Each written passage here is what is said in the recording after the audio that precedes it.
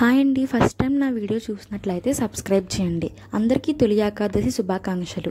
ఈ తొలి ఏకాదశి రోజు నేను అయితే మా ఇంట్లో ఆరతి చేద్దాము అనుకున్నాను.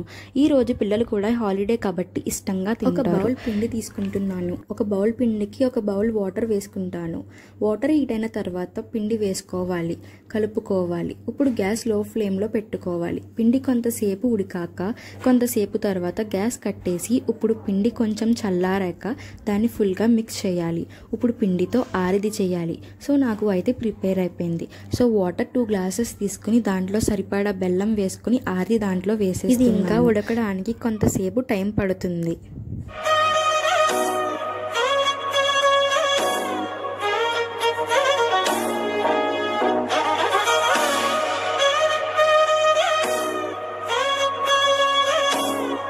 నెక్స్ట్ ఉడికిపోయాక ఇలాచీ పౌడర్ వేసుకుంటున్నాను. ఇలాచీ పౌడర్ వేసుకుని మిక్స్ చేసుకున్నాక డ్రై ఫ్రూట్స్ని గీలో వేసుకుని వాటిని వేపేసుకుని తర్వాత వీటి పైన వేసేసుకుంటున్నాను.